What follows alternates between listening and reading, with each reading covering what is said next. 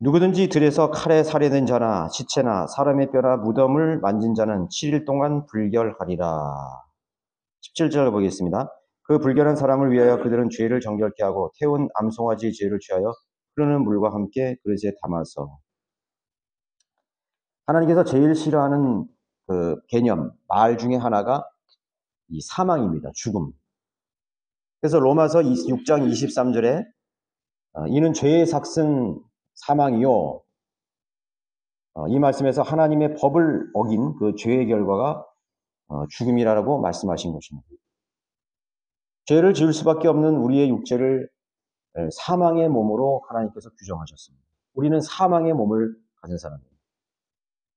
모세의 율법의 조항들 가운데서 하나님께서 죽은 것, 그것이 사람이든 짐승이든 어떤 죽은 사체와 그것에 닿거나 접촉한 일에 대해서 하나님께서는 대단히 민감하게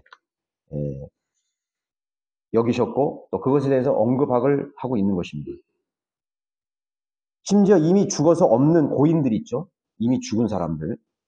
여러분들의 조상들이나 아니면 국가의 유공자들이나 아니 그 어떤 카톨릭이 숭모하는 그런 성인으로 추대하는 그런 성자들.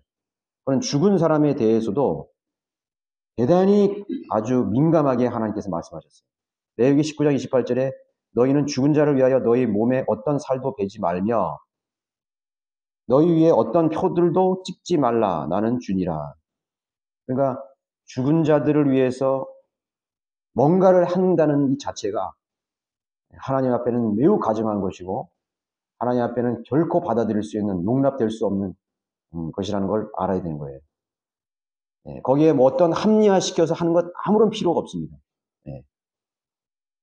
이것이 유대인들 하나님의 백성들에게 주신 법이고 또 규례라고 할 수가 있는 것입니다. 이러한 규례를 신약 성도들이 영적인 삶이나 주님을 섬기는 차원으로 우리는 쉽게 적용해 볼 수가 있는 것입니다. 물리적 차원에서 죽음의 개념이라는 것은 매우 부정적으로 받아들이죠. 상식적으로 우리는 죽는다는 것에 대해서 부정적인 것입니다. 죽은 시체에 대해서 부정적인 것입니다. 땅에 묻죠. 함께 할 수 없어요. 그러면 그 죽는다는 것은 죽는 동시에 어떤 변화가 일어나는 것입니까? 생명활동이 중단됩니다. 생명활동이 중단되면 어떻게 돼요? 부패가 시작돼요. 썩기 시작하는 겁니다. 썩는다고 부패되는 것은 뭐냐면 원래의 원래의 본질적인 면역이 변질이 오게 되는 거예요. 변질되는 거예요. 그래서 결국은 그 형체가 사라져 버리게 되는 거죠. 그것이 죽음의 개념이라고 할 수 있는 것입니다.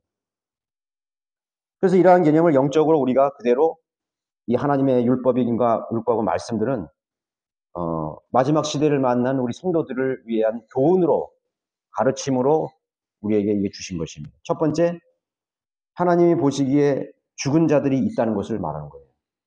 하나님이 보시기에 하나님의 기준으로 죽은 자들이 있습니다.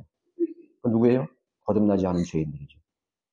거듭나지 않은 죄인들은 있지만 그들의 영은 죽어 있습니다. 죽은 영이. 그래서 예수님께서 거듭나야 된다. 다시 살아나야 된다.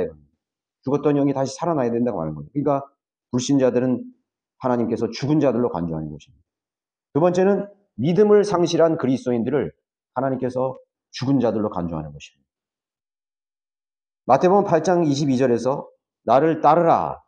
그리고 죽은 자들로부터 그들의 죽은 자를 장사 지내게 하라. 여기 죽은 자들로 죽은 자들. 어떻게 죽은 자가 죽은 자를 장사할 수 있어요? 통장을 치울 수 있어요.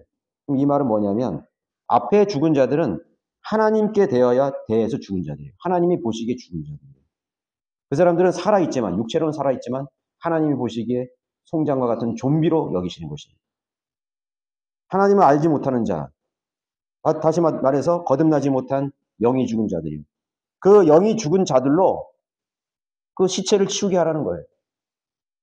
자신의 아버지나 어머니도 마찬가지입니다. 그 죽은 자들로 시체를 치우게 하라는 거예요. 에베소서 5장 14절에서 잠자는 자여 깨어라. 그리고 죽은 자들로부터 일어나라고 말씀하고 있습니다. 죽은 자들. 이건 불신자들에게 얘기했을까요? 아니에요. 믿는 그리스도인들을 향해서 얘기하는 거예요.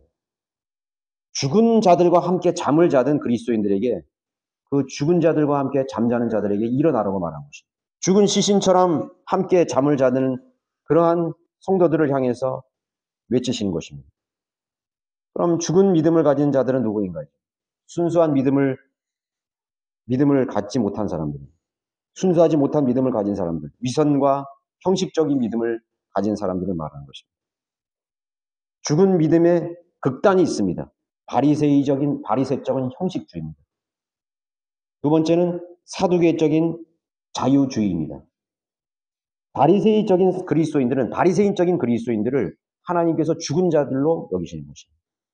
그들은 아주 율법이에요. 자기 의를 굉장히 강조합니다. 그러면서 어떻게 하면 영적인 척하는 것입니다. 믿음이 있는 척, 영적인 척하면서 하나님께서 이 말씀에 기록한 모든 것을 난 잘 지킨다고 말하는 그런 자기 의에 사로잡힌 사람들인 것이죠. 그것이 바로 바리새인.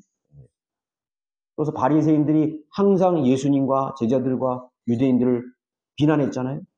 뭐 안 한다, 안식일에 뭘 한다, 뭘 먹는다, 뭐 어떻게 한다. 너 왜 손을 씻지 않고 뭐 밥을 먹느냐, 뭐 하면서 여러 가지로 하는 것입니다. 길게 기도하고 말이죠. 금식도 다른 사람이 보기에 철저히 하는 것처럼 하고 말이죠.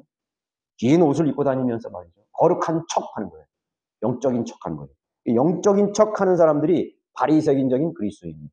이 오늘 현대교회에 전부 바리새인적인 얼마나 많은 사람들이 있는지 몰라요. 장로교, 감로교, 성결교 모두 다 바리새인적인 척하는 사람이에요. 목사들 말이죠. 자, 두 번째 사두개적 그리스도인들은 형식도 없습니다. 이 사람들은. 교리도 없어요. 부활, 영적인 천사도 믿지 않습니다. 그러면서 하나님을 믿는다고 하는 것입니다. 하나님의 법을 잘 지키지도 않으면서 자유스럽게 하라요. 하나님 그런 거 따지지 않는다 이런 것입니다. 그러면서 부활도 안 믿고 내세도 안 믿고 아무것도 믿지 않는 거예요. 천사들도 안 믿는 것입니다. 그러나 리버럴 크리스천이 자유주의자들이 이 세상에 있는 것들에 집착하면서 사는 사람들입니다. 믿음이라는 게 다 똑같은 믿음이지 어디 살아있고 죽어있는 믿음이 있느냐 반발하겠지만 야고보서 2장 26절에 영이 없는 몸이 죽은 것 같이 행함이 없는 믿음도 죽은 것이라. 그러니까 죽은 믿음이 있다고 말하는 거죠. 이 야고보서의 말씀은 환란 시대에 초점이 맞추고 있습니다. 환란 시대의 성도들이 저들에게 요구되는 이 산 믿음, 살아있는 믿음의 증거는 행함이 있는 믿음을 보여야 그 사람은 믿음으로 간주하는 것입니다. 그리고 그것을 구원으로 간주하는 것입니다. 그러나 지금은 아니죠. 지금은 행함이 없어도 믿음으로만 거듭날 수 있어요. 거듭났다 할지라도 그 사람의 믿음의 삶이 하나님께서 죽은 것처럼 보여지는 삶, 죽은 것으로 간주된 삶을 사는 사람, 거듭났지만 죽은 믿음을 가지고 사는 사람이 있다는 거죠. 두 번째는 죽은 믿음의 특징과 증거들에 대해서 우리가 살펴볼 수가 있습니다. 첫 번째, 마귀의 자녀들인 어둠의 자녀들처럼 삽니다. 마귀의 자식들은처럼 사는 것이에요. 에베소서 5장 11절에 열매 없는 어둠의 일들에 관여하지 말라고 말했습니다. 그런데 열매 없는 어둠의 일에 관여를 하는 거예요. 거기에 집착하는 거예요. 너무 집착하는 거예요. 여러분들 지금 정치적인 그런 혼란이 있죠. 너무 집착하면 안 돼요. 하나님께 맡겨야 되는 것입니다. 걱정은 낼 수 있어요. 그래서 기도하는 것입니다. 그게 우리의 메인 이슈가 아니에요, 사실은. 우리의 메인 이슈는 뭐냐면 어떤 진영에 어떤 지도자가 나왔든 우리의 믿음을 지킬 수 있느냐를 여러분들 한번 따져봐야 되는 거예요. 그거에 대한 시험대에 오른 것입니다. 내가 그러한 시대가 와도 내가 주님을 섬기고 복음을 전파하고 함께 모여서 경배 드릴 수 있는 그런 담대한 믿음을 가지고 있느냐 이거죠. 과거 여러분들 2차 대전이 끝나고 서구 동구 스탈린이 진권을 잡고 동구 유럽의 수많은 그리스도인들이 탄압을 받았습니다. 감옥에 갇히고 투옥되고 처참한 그런 대우를 받았어요. 교회들이 다 문 닫고 막 그랬을 때 교회 협의가 모여서 우리가 모여야 될 것인가, 공산당에 서야 될 것인가, 어떻게 될 것인가 섰어요. 그런데 많은 개혁교회 목사들이 그 공산주의 이념에 따라가고 말았어요. 그거는 그 믿음이 죽은 믿음이라는 것이에요. 환경에 의해서 좌지우지되는 그런 믿음이에요. 환경에 따라가는, 상황에 따라가는 믿음은 믿음이 아니에요. 하나님 그걸 시험하신 거예요. 럼브란트 목사도, 루마니아의 럼브란트 개혁교회 목사도 그 회의에 참석했어요. 우리가 공산당에 협조해야 되냐 안 돼야 돼요. 많은 사람들이 협조하려고 그랬어요. 럼브란트 목사가 뭐뭐 그랬습니다. 그랬을 때 그 자매가, 그 부인이, 사모님이 그렇게 했어요. 당신이 그렇게 믿음이 없는 목사였어. 그렇다면 같이 나와 함께 죽읍시다. 그렇게 하면서 책망을 했다는 거예요. 그래서 자기의 큰 찔림을 받고 럼브란 목사는 나는 죽으면 지구리라. 내가 옥에 갇혀도, 내가 죽어도 이 믿음을 부인하지 않겠다고 그렇게 선언하고 그렇게 살았던 것입니다. 13년 동안 지하 감옥에 갇혀서 13년 동안 고문을 당하고 처참한 생활을 하고 하나님께서 기적적인 손길을 통해서 럼브란트 목사를 살려주셨고 온 서방 세계에 다니면서 자신의 믿음을 감정했습니다. 우리 범브란트 목사의 그 책이 있죠? 한번 꼭 여러분 읽어보시기 바랍니다. 참된 믿음, 순수한 믿음을 하나님께서 지키시는 것입니다. 박해가 없는 시대는 믿음이 정화되지 않아요. 예, 여러분들 뜨거운 믿음을 가진 사람들 보세요. 어떤 사람이요? 박해를 당하는 가정에서 다른 사람은 믿음이 굉장히 뜨거워요. 다 그런 건 아니죠. 다 그런 건 아닙니다. 그런데 대부분 보면은 정말 부모가 막 박해하고 막 남편이 박해 이런 사람들이 더 하나님 앞에 가까워가고 순수한 믿음을 지키려고 하는 것입니다. 좋은 환경이 실질적으로는 나쁜 환경처럼 보이지만 좋은 환경입니다. 저도 지난 정권 때 항상 그런 생각을 했어요. 만약에 우리나라가 사회주의 공산화가 되어서 정말 우리가 복음의 자유가 없고 집회의 자유가 없고 다 잃어버렸을 때 어떻게 할 것인가. 정말 극단적으로 가서 너 목사직을 내려놓고 너는 어떤 걸 선택하느냐 이거예요. 내가 한번 생각해 봤어요. 나는 내 목에 칼이 들어오고 총구가 나에게 들어와도 정말 주님을 부인하지 않고 오히려 그들에게 복음을 전할 수 있는 담대한 그런 믿음을 가지고 있을 것에 대해서 저는 많이 고민해 봤습니다. 자, 우리의 믿음의 초점을 잃어버리서는 안 돼요. 우리는 열매 없는 어둠에 관여하지 말아야 됩니다. 우파 좌파하면서 여러분 우파 진영의 극우들을 어떻습니까? 참 비상식적이잖아요. 극좌들 비상식적이잖아요. 사람을 막 증오하고요. 이제는 상식을 완전히 벗어난 겁니다. 막 비난하고 음모론 막 나오고 말이죠. 막 그런 사람들이 그런 거에 정말인가 막 따라갑니다. 마귀의 미혹이라는 걸 알아야 돼요. 마귀의 미혹이 알아야 돼요. 치우치면 안 되는 거예요. 우리는 하나님께서 통치하시는 하나님의 섭리적인 손길을 믿어야 되는 것입니다. 12절에 그런 것들에 대해서는 말하기조차 부끄럽기 때문이라고 하신 것입니다. 자신의 생활이 교회에 나오는 것 말고 불신자들의 삶과 같은 모습이라면 죽은 믿음인 것이에요. 거짓의 옷을 입고 거짓 행세를 하는 왕자와 같은 것이죠. 예, 그 사람은 원래 왕자였는데 거짓 옷을 입었기 때문에 거짓 행세를 하는 것입니다. 그것이 바로 죽은 믿음을 가진 사람이에요. 하나님의 아들들로서 살아있는 믿음으로 살지 않고 세상의 사고방식과 가치관으로 산다면 죽은 그리스도인에 불과한 것입니다. 두 번째는 죽은 믿음의 그런 특징과 증거들이 뭐죠? 부패의 냄새가 나기 시작하는 것입니다. 죽은 실제들은 이제 냄새가 난다 그랬죠. 썩는 냄새가 나기 시작합니다. 생명을 떠난 존재는 썩기 시작하고 악취가 발생하기 시작합니다. 어디서 냄새가 나는데? 아닌가? 잘못 맡았나? 어디서 냄새가 막 나는 거야. 예전에 우리 조카가 초등학교 6학년인가 때 그전에는 그 병아리를 팔았어요. 병아리. 학교 앞에서. 병아리를 팔았는데 얘도 가끔 이 병아리를 사오더라고요. 그래서 한 번은 병아리가 너무 커가지고 큰 닭이 됐어요. 그래가지고 그게 막 돌아다니고 막 그 아파트 동네를 막 돌아다니고 못 잡았어요. 어떻게 해야 되는지. 그리고 또 두 번째 또 그 다음에니까 또 병아리를 하나 사온 거야. 그래가지고 그 자기 방에다가 이제 이렇게 저도 있고 같이 살았으니까 봤는데 오늘날 그 병아리가 이제 없어진 거야. 그래서 뭐 생각지도 않았죠. 한참이 지났는데 제 방에서 공부를 이렇게 책을 보고 있는데 어디서 막 냄새가 나는 거야. 악취가 나는 거야. 야, 이건 뭔 냄새지? 또 사라지고 또 싹 뭐 바람이 불면은 밖에서 말하면 또 냄새가 싹 나고. 근데 아주 불쾌한 냄새였어요. 그래서 그 냄새를 추적해가지고 어디서 냄새가 나는지 도저히 못 찾겠는 거야. 그게 사실은 병아리가 어디선가 죽어서 나는 썩은 냄새였어요. 근데 그걸 전혀 모르는 거죠. 막 화장실에서. 뭐 음식이 썩었나? 아무리 찾아도 없는 거예요. 그런데 그게 점점점 더 나는 거야. 근데 제가 어느 날 그 조카의 그 장난감 그 함이 있었어요. 함을 정리하려고 나왔는데 함을 딱 그 안에 걸 드러내니까 거기에 이제 병아리가 반 썩어져 있는 거죠. 자, 본인도, 우리 저 은총이 형 어렸을 때니까 본인도 그걸 모르고 그걸 잊어버린 거죠. 그래가지고 불쌍하다고 산에 가서 묻어주고 막 그랬던 기억이 나는데. 악취가 나죠? 반드시 악취가 납니다.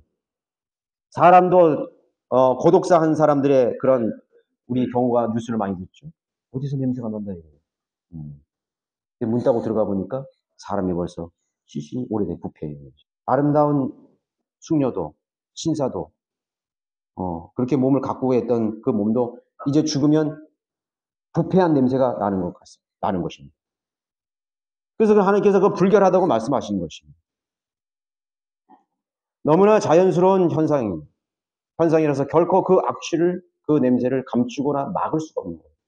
살아있는 그리스도인의 믿음, 살아있는 믿음을 가진 그리스도인들은 죽은 믿음의 향기가 나지 않습니다. 그리스도의 향기가 납니다. 여러분, 살아있는 우리 성도들 곁에 가면은, 가까이 가면은 무슨 냄새가 납니까?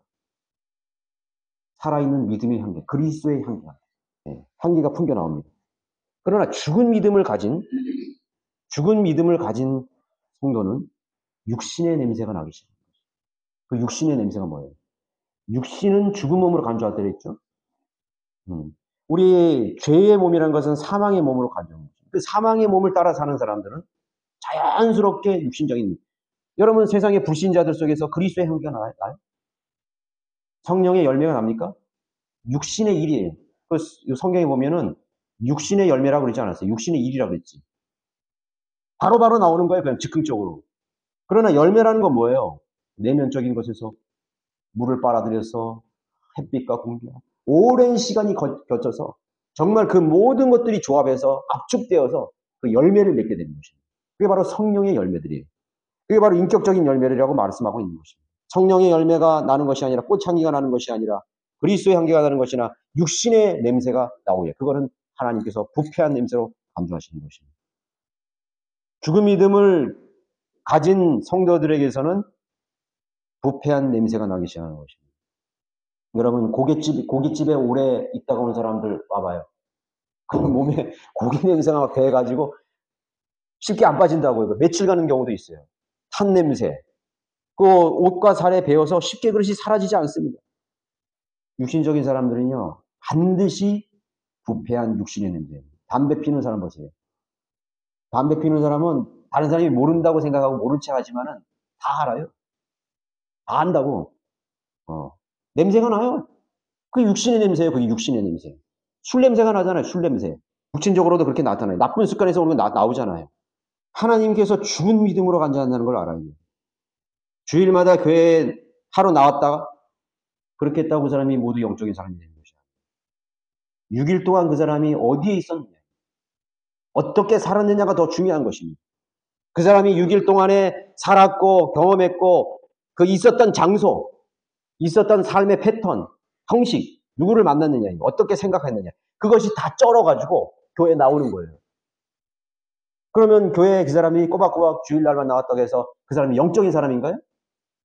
아니라고요. 그 사람에게서 육신의 냄새를 가릴 수가 없어.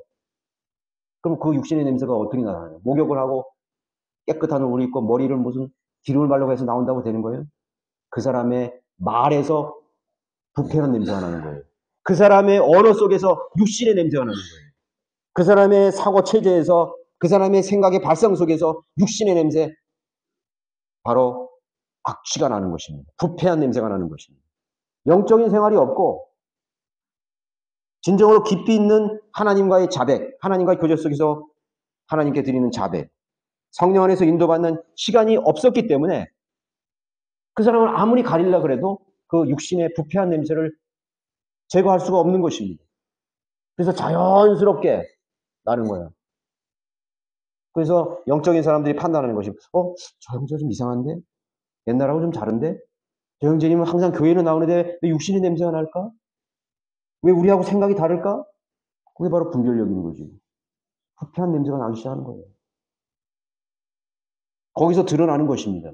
곧바로 육신의 냄새가 나올 수밖에 없는 것입니다.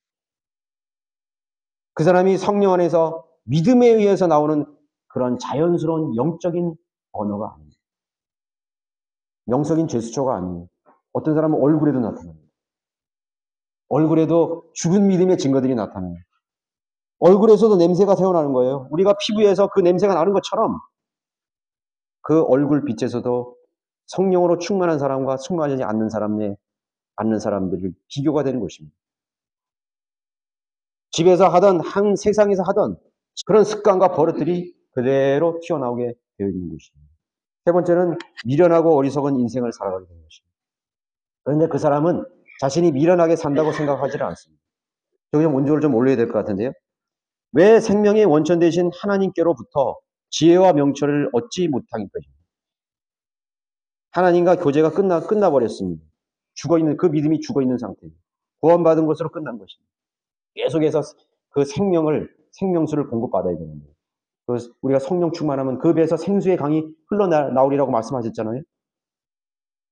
그 성령을 따라서 그 성령이 인도하시는 모든 진리로 우리가 인도를 받아야 되는데, 그 진리로 인도받지 못하기 때문에 지혜와 명철을 얻지 못하게 되는 것입니다. 그러면 그 자리를 무엇이 메꾸는 것입니까? 세상 지혜와 경험과 지식으로 살게 되는 거예요. 그것이 들어가게 되어 있는 것입니다. 그 사람은 믿음의 기준으로, 성경적 기준으로 세상을 보지 않아요. 우리는 어떤 사람은 그렇게 말해요. 아, 교회인들끼리 정치 얘기하면 안 된다. 무슨 역사 얘기하면 안 된다. 뭐 권력 얘기하면 안 된다. 이 세상의 역사 자체가 정치예요. 세상의 교회사를 보세요. 여러분, 교회사 자체가 정치라고요. 국사도 정치고 세계사도 정치예요. 모든 유럽의 역사 모든 것이 정치예요. 무슨 서민의 얘기를 뭐 다룬 거예요? 권력 얘기고 정치 얘기입니다. 공산주의, 뭐 민주주의, 뭐 무슨 뭐 파시즘, 그렇죠? 나치즘 모두 다 정치 얘기 아니에요. 그러면 과거의 정치 얘기는 해도 현재 정치 얘기는 하지 말라는 얘기고요. 하나님 정치에 관심이 많으시다 그랬죠? 우리는 성경적인 부분으로 판단을 해야 되는 거예요. 성경적인 부분을 판단해야 되는 거예요. 그리고 그것에 맞춰서 기도를 해야 되는 것입니다. 그 자리를 세상 지혜와 경험과 지식으로 메꿔지게 됩니다. 그것을 사람들은 자랑을 하는 것입니다. 주님과 교제가 단절되어 있기 때문에 주님의 인도하심을 얻지 못함으로써 열매 없는 생활이 계속되는 것입니다. 계속해서 열매 없는 생활을 하게 되는 거예요.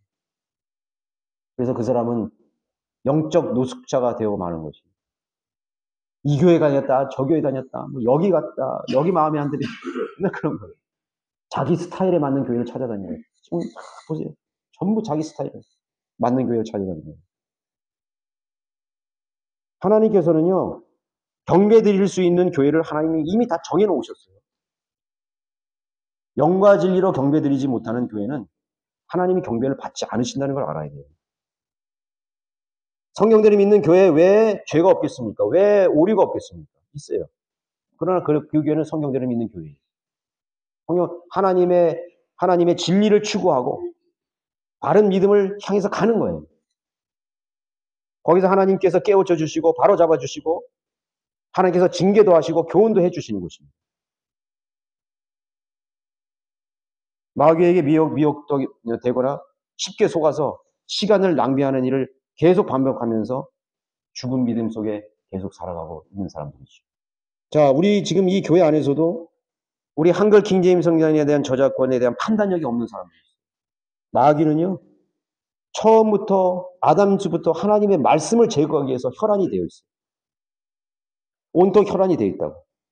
하나님께서 이 대한민국에 한글 킹제임 성경을 주셨는데 그것을 우리 그리스도인으로부터 빼앗기 위해서 우리 이 대한민국 국민에게로부터 손에서 한글 킹제임 성경을 앗아가기 위해서 혈안이 되어 있다는 걸 알아야 돼요. 많은 유사한 성경들이 나오는 이유는 한글 킹제임 성경의 권위를 대적하기 위해서 나온 성경들입니다. 영어 킹제임 성경밖에 없었는데 왜 많은 성경들이 있었겠어요? 그 권위를 대적하기 위해서 말입니다. 물을 타는 것이죠. 그죠? 희석시켜버리는 것입니다. 한글 킹제임 성경의 마귀의 공격을 받고 있어요. 그걸 알아야 되는 것입니다. 육신적으로 무슨 세상적으로 무슨 법적으로 집권하려는 거예요. 물론 법에 의한 심판도 받아야 되겠지만 우리는 영적으로 다가야 되는 거예요. 영적으로 판단해야 되는 것입니다. 아, 그 사람이 어떤 것에 넘어지려고 하는데 그 사람이 무슨 어떤 뭐 정치적이고 사회적이고 어떤 갈등이고 인간적인 그런 정서적인 것의 문제인가? 아니에요. 영적인 문제입니다. 영적으로 그 사람은 마귀의 시험에 들어갔고 마귀의 공격을 받고 마귀의 미혹에 들어간 것입니다. 자, 어떻게 감지해야 되는가?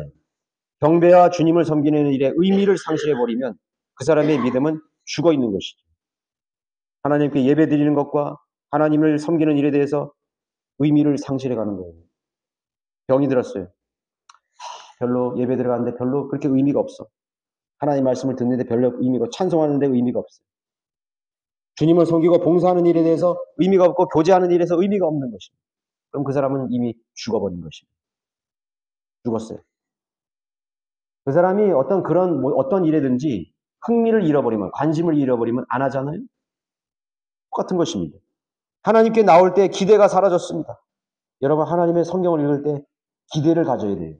믿는 마음과 하나님께서는 이 말씀을 통해서 나에게 큰 교훈을 주시려는 기대를 가져야 됩니다. 큰 감동을 주시리라는 기대를 가져야 돼요. 이 속에서 하나님, 내가 생수의 강을 하나님께서 넘치게 흘러 넣어 주셔서 이 말씀을 통해서 내가 내 영이 기쁘고 내 마음이 흡족한, 만족할 수 있는 양식을 주시리라는 그런 만족을 가지고 이 성경 앞에 나가야 되는 것입니다. 그래서 하나님의 말씀을 한 자라도 놓치지 않으려고 그 사람은 곱씹고 생각하고 의미하고 묵상하는 것입니다. 그래서 주야로 밤낮으로 하나님의 말씀을 묵상하는 자는 복이 있는 사람이라고 말씀하시는 것입니다. 성경이 아무런 관심이 없고 처박혀 있다면 죽어있는 믿음입니다. 냄새가 나기 시작합니다. 하나님과 교제가 없어요. 그 사람에게서 무슨 영적인 것을 기대할 수가 있겠습니까? 그 사람에게서 하나님의 영과 진리로 경배드리는 일을 하나님 받으시겠습니까? 내 빨리 가야지. 이 예배 들리면 빨리 집에 가서 TV 보고 내 취미 생활 해야지. 그거에만 신경이 써 있는 사람은 죽은 믿음이에요. 여러분, 그건 분명하게 나타나는 것입니다. 기대가 없습니다. 헌신에 대한 열정과 보람이 사라지고 있습니다. 나는 주님을 위해서 올해는 어떤 계획을 세고 어떤 일을 내가 하나님께 하리라. 하나님께 다짐을 하고 기도를 하고 내 열정은 안 되기 때문에 성령께서 나를 도와달라고 하나님 앞에 나가서 간절히 기도합니다. 내 마음에 동기를 주십시오 하고 하나님께, 나도 그런 일에 참여할 수 있도록 하나님 나에게 열정을 주십시오. 시간을 허락해 주십시오. 의지를 주십시오. 건강을 주십시오. 살아있는 믿음은 뭔가에 나에게 변화를 추구합니다. 여러분, 생명이 있는 식물도 보세요. 계속 자라잖아요. 자랍니다. 어떤 그 환경이 주어지면 자랍니다.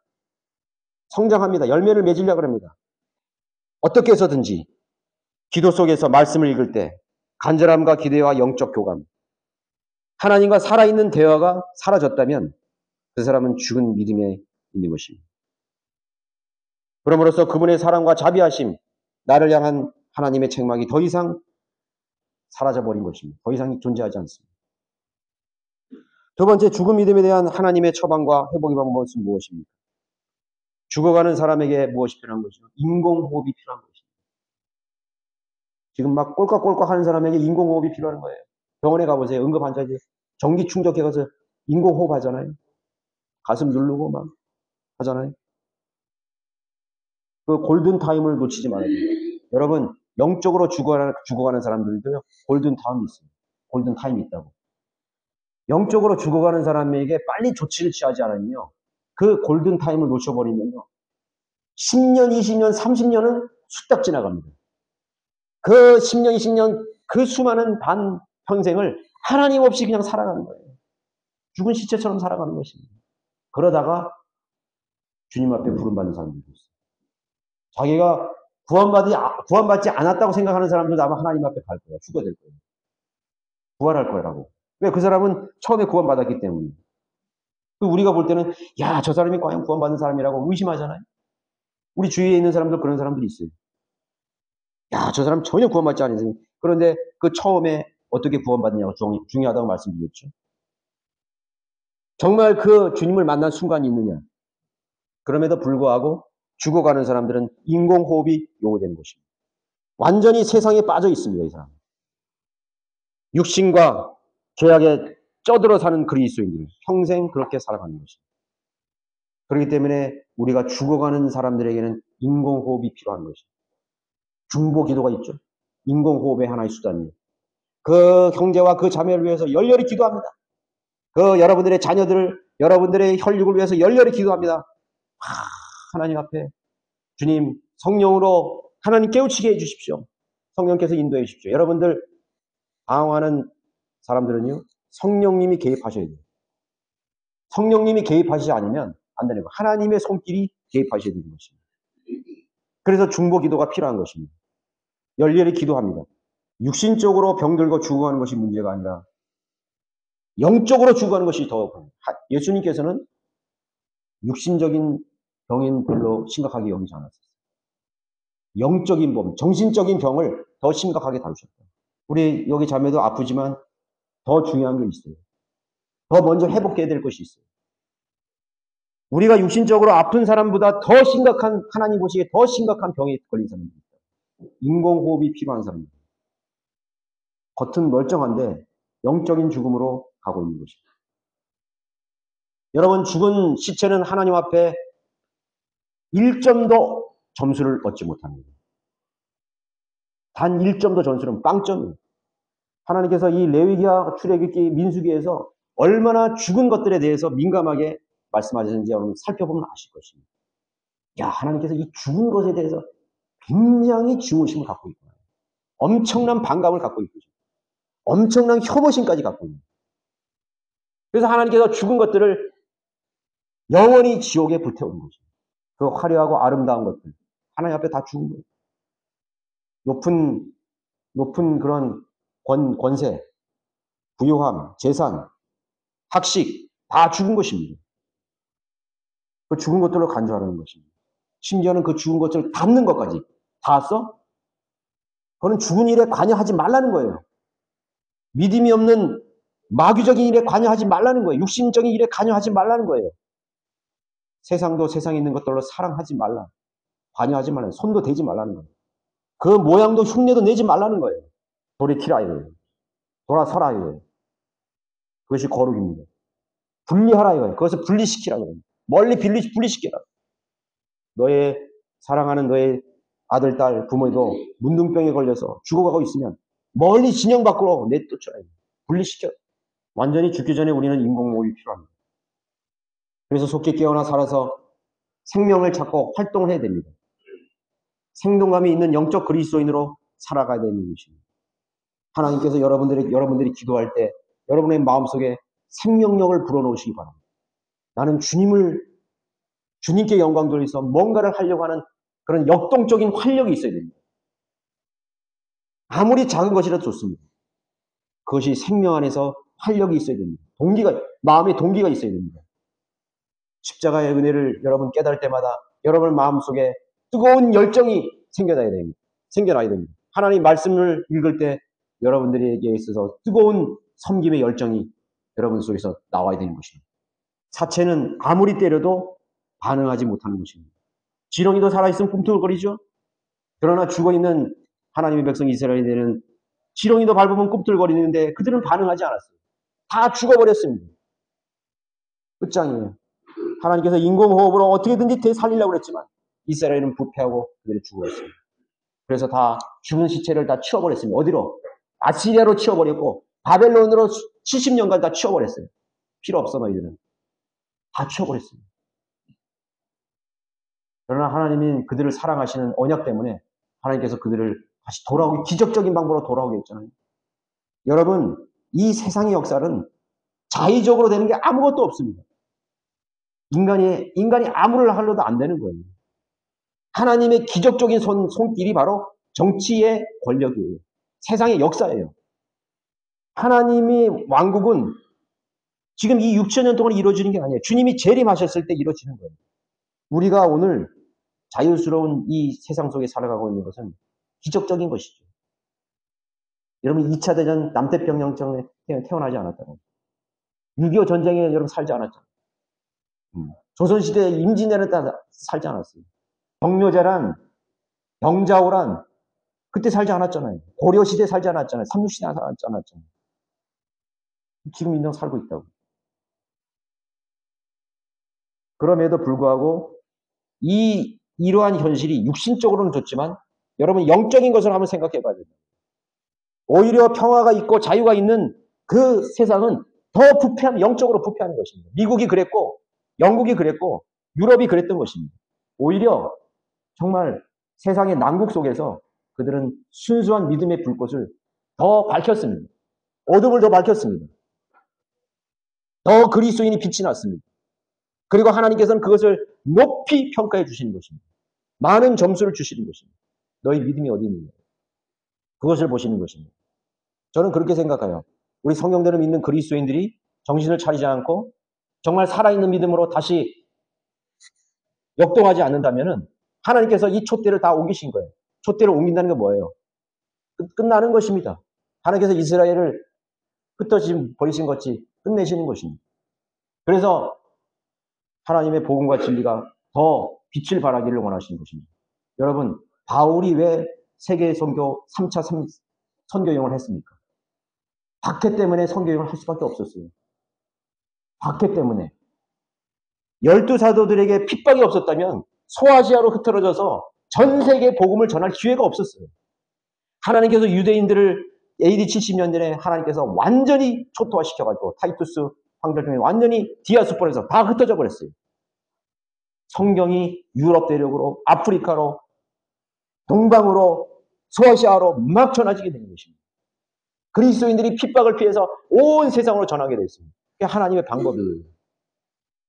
방법이라고.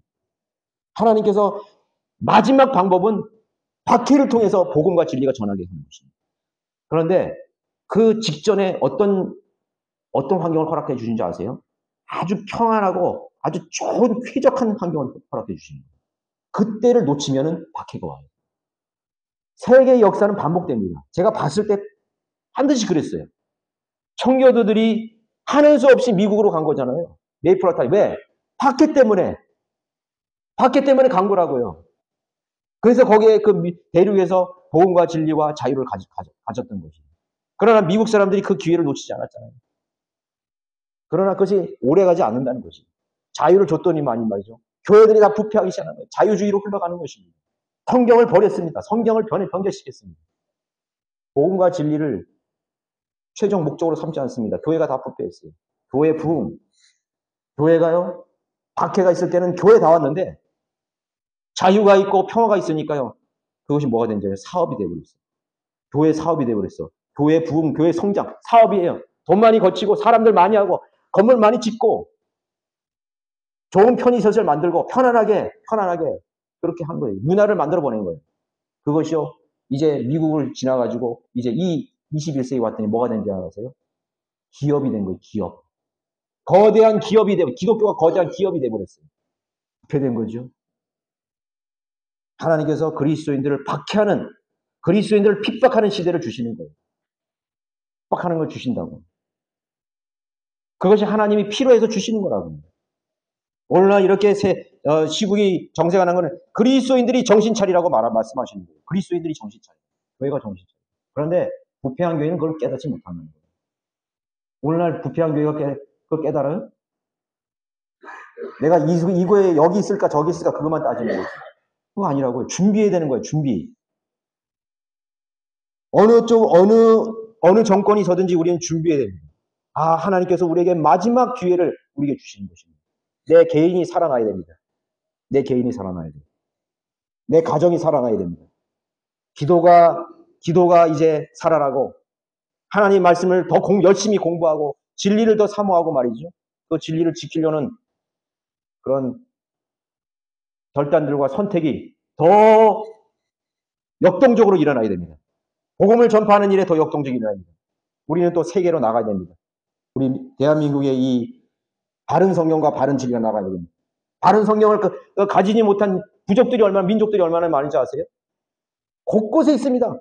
그래서 내가 청년들 보고 있습니다. 우리 청년들 해외로 나가서 복음을 전파하는 동시에 성경을 번역해야 된다. 우리 한글 킹제임 성경을 주시고 모국 성경을 주시고 우리 있지 않느냐. 그 부족 언어로 성경을 번역해야 된다. 성경을 단 한 줄이라도 번역하다가 주님 맞으면 그것이 가장 값진 일이 아닌가요? 과거에 필라델피아의 수많은 그리스도인들이 킹제임 성경을 들고 수많은 부족 언어로 킹제임 성경을 번역했어요. 얼마나 많은 사람들이 그 성경을 번역하다 죽은 거예요. 가장 고귀한 일을 한 거죠. 하나님의 가장 중요하게 여기는 이 성경을 지키고 성경을 번역하는 데 생애를 바쳤습니다. 그게 선교사예요. 그게 교회예요. 그게 살아있는 믿음인 것입니다. 그리고 그 모교회들은 그러한 일꾼들을 위해서 전폭적으로 교회의 첫 번째 사역으로 여기고 전폭적으로 헌신했습니다. 물질을 통해서, 기도를 통해서, 인력을 통해서, 총동원하여서 우리가 가진 것을 총동원하여서 주님이 원하시는 그 일들을 그들은 했던 것입니다. 그것이 언제 일어났습니까? 사람이 보기에 가장 부정적인 환경 속에서, 핍박 속에서, 어려운 환경 속에서 그 일을 한 것입니다. 우리는 더 풍요로운 다음에 한다면, 더 안정적인 된 다음에 할 거야. 우리는요, 주님이 오실 때까지 절대로 안정되지 않아요. 정치도 그렇고, 사회도 그렇고, 경제도 그렇고, 사는 것도 그렇고, 모든 것이 안정된 상태가 없을 것입니다. 레위기 17장 15절에 스스로 죽은 것이나 들짐승들에게 찢겨진 것을 먹는 호는 너희 본국인이든 타국인이든 자기 옷을 빨고 물로 몸을 씻을 것이니 저녁에까지 불결하고 그 위에 깨끗하게 되리라 했습니다. 이게 뭐죠? 계속 말씀하지. 무가치하다 이거. 하나님이 보시기에, 하나님의 눈으로 보시기에 여러분 무가치한 여러분 자신질 한번 생각해 보세요. 하나님이 죽어 있는데 이 지속돼서는 안 되는데 여러분 그것을 느끼셔야 되잖아요. 그 자기 자신을 돌아볼 줄 알아야 되잖아요. 너의 처음 사랑을 회복하라. 처음 사랑을, 처음 열정을 회복하라. 처음 열심을 회복하라. 처음 그 하나님을 향해서 고무되었던 그런 우리의 믿음을 회복하라고 주님께서 말씀하십니다. 하나님의 말씀으로 볼 때 거의 모든 그리스도인들이 실제로 죽은 믿음으로 살고 있다는 사실을 인정해 줍니다. 한 1% 정도만 살아있는 믿음을 가지고 있어요. 지역교회 영적인 전쟁은 죽은 자들을 가려내려는 하나님의 정화 작업이에요. 영적인 전쟁은 지역교회 영적인 전쟁이 일어나잖아요. 우리 서울교회 영적인 전쟁 얼마 만들었어요? 하나님께서 청소하시기 위해서 영적인 전쟁을 만드시는 거예요. 청소하시기 위해서 하나님 하신 거라고. 우리가 어떤 성도들이 우리 회중에서 함께 있다가 나갈 때 참 안타깝고 슬퍼요. 가슴이 너무 슬퍼요. 그러나 하나님이 허락하신 거예요. 하나님이 허락하신 거예요. 하나님이 청소하신 거라고. 그러니까 더 마음이 아프지. 왜? 청소의 대상이 되니까. 얼마나 마음이 아파요. 하나님이 청소의 대상이 돼서는 안 되는데 청소의 대상이 정화의 대상이 되고 말았던 것이죠. 그 혼들이 저 세상에 나가서 영적인 노숙자가 되어서 방황자가 되어서 살아갈 걸 생각하니까 너무나 가슴이 아픈 것입니다. 어떤 데는 제가 꿈에서도 나오더라고요. 제가 몇 년 전에 여기 우리 교회에서 이탈한 그 형제가 제 꿈에 나오더라고요. 그 꿈을 꿨는데 너무나 생생해가지고 내가 일어나서도 너무 마음이 안 좋은 거예요. 그 형제들 지금이라도 마음을 돌이키고 하나님께로 어디서든지 여기가 아니라도 어디서든지 바른 믿음과 바른 성경 있는 것, 바른 교회에서 하나님께 나갈 수 있도록 하나님 불쌍히 여겨주십시오. 저는 그렇게 그날 기도했습니다. 지금도 그렇게 기도하고 있습니다. 왜냐하면 그 사람이 죽을 때까지는 기회가 있기 때문에 그렇죠. 지역교회 영적 전쟁은 그런 것입니다. 하루아침에 죽은 믿음으로 전락하는 것이 절대로 아니라는 사실을 여러분 기억해야 되는 것입니다. 저서의 자신도 모르게 죽어가고 있는 것입니다. 그래서 여러분 자신을 돌아보는 것이 매우 중요한 것입니다. 인내로 여러분들의 그 믿음을 열정을 지켜가고 있단 말이죠. 자, 결론적으로 죽은 자들은 힘이 없기 때문에 끌려다니기 시작하는 것입니다. 여러분 죽어가는 사람이 뭔 힘이 있겠어요? 천하 장사라도 죽어가는데 아무런 힘이 없죠. 힘이 없습니다. 맨날 끌려갑니다. 시체처럼 질질 끌려가는 거야. 이리 갔다 저리 가는. 어쩐 제도와 형식에 끌려다닙니다. 어떤 시스템 속에 끌려가는 거예요. 여러분 세상에 제도교회라고 그러잖아요. 제도교회. 그게 뭐냐? 시스템이라는 거예요. 그 구조 속으로 들어가 버린 거예요. 그 끝나버린 거지. 그 구조 속에서 아무런 여러분들 국수 뽑는 기계에 밀가루가 들어가면 어떻게 돼요? 그 가는 거지 그냥. 국수가 나올 때까지 가야 되지. 어떻게 자기가 어떻게 나올 수 있는 거야. 그렇게 시스템이라는 게 무서운 거예요. 이 세상 구조에서 나와야 돼요. 그래서 사람이라는 게 이 시스템을 어떻게 보는 게 불가능하나 보잖아요. 야, 이 세상에 이런 시스템, 이 사회 속에서 내가 어떻게 할 수 있어? 그게 죽은 믿음이에요. 야, 물이 이렇게, 급류가 이렇게 되는데 내가 떠내려가야지. 이거 어떻게 내가 반대 방향으로 갈 수 있어? 그 시스템 속에 가야 되는 거예요. 그 흐름 속으로 가야 되는 거예요. 그러나 힘이 있으면 어떻게 되는 거예요? 역류하게 되는 거예요. 시스템에서 나올 수 있는 거예요. 그 구조를 탈피할 수 있는 것이에요. 모순된 구조 속에서 자유를 얻을 수 있는 거예요. 죽음으로써. 그 사람은 그 죽음의 구조 속에서 나올 수 있는 거예요. 그 수용소에서 탈출할 수 있는 거예요. 우리가 그 믿음을 가져야 돼요.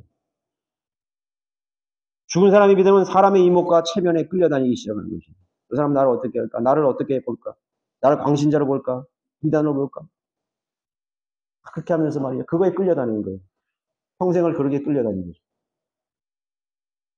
타인의 평가에 쉽게 휘말려서 감정에 사로잡히게 되어버리는 것입니다. 매우 감정적인 사람이죠. 기분 나쁘다 이거. 성경을, 하나님의 말씀을 혹이나 제가 하는 설교를 감정으로만 들으면 되는 것이죠. 물론 감정도 움직일 수 있어요. 그러나 이 감정이 성령께서 기뻐하시는 감정인가를 생각해 봐야 되는 것이죠. 그리스도인에게 시간은 금보다 귀하다고 있습니다. 시간을 사도 얻으라고 말씀하고 있습니다. 많은 사람들이 죽었으므로 시간을 헛되이 사용하고 있다는 사실을. 나는 지금까지 무엇을 하였는가? 무엇을 하고 있는가? 에베소서 5장 15절에 그러므로 너희가 얼마나 정확히 행하고 있는지 주의하라고 말했습니다. 얼마나 정확히 허공을 치는 것처럼 하지 말라고 그런 것입니다. 무슨 일이든지 목적을 가지라고 했습니다. 예수 그리스도를 향한 그 목적, 하나님의 영광을 위한 목적, 하나님을 기쁘시게 하는 그 목적을 위해서 살아가는 것입니다. 하나님께서 우리를 살려주신 그 목적에 부합해서 살라는 것입니다. 우리들의 믿음의 기능이 떨어지면 우리는 하나님에게서 버림을 받게 되는 것입니다. 하나님의 자녀임에도 하나님의 사역에서 우리가 제외되어 버리는 것입니다. 하나님의 사역 속에 여러분 들어가야 돼요. 그 세상의 구조로 들어가는 것이 아니라 하나님의 사역 속으로 여러분 들어가야 됩니다. 여러분 이 지역 교회가 지향하는 하나님의 사역 속으로 여러분 들어와야 됩니다. 그 사람 복 있는 사람입니다. 모세가 하나님의 명령을 받고 가나안을 향해서 나아가는, 여호수아가 그 목적을 위해서 그리스도의 군사로 나갈 때 거기에 사역에 합류해야 됩니다. 여리고 성을 도는 일에 그에 합류해야 됩니다. 어떤 것이라도 좋습니다. 마음 한 영과 한 믿음으로 나아가야 되는 것입니다. 분열이 있어서는 안 되는 것입니다. 그러나 마귀들은 계속 여러분의 생각을 흐릴 것입니다. 다른 생각을 넣어줄 겁니다. 미혹할 것입니다. 왜 그렇게만 생각하느냐? 왜 그렇게만 판단하느냐? 왜 그런 것만 꼭 해야 되느냐? 하면서 말이죠. 네, 여러분들에게 그런 헛된 생각을 넣어줄 것입니다. 우리는 더 이상 하나님의 영을 슬프게 해서는 안 됩니다. 아니, 슬프게 하는 게 아니라 하나님을 불쾌하게 해서는 안 되는 것입니다. 하나님이 이 죽은 것들에 대해서 얼마나 불쾌히 여기셨습니까? 옷도 빨고 7일간 정결케 하라고 했습니다. 하나님은 너무나 죽은 것들에 대해서 불쾌하게 됩니다. 우리들의 죽어가는 믿음을 하나님 불쾌하게 여기십니다. 슬프게 하는 것을 넘어서 하나님은 매우 불쾌하게 여기시는 것입니다. 여러분의 믿음은 지금 살아있는 믿음이십니까? 스스로 여러분을 자문해 보시길 바라겠습니다. 모두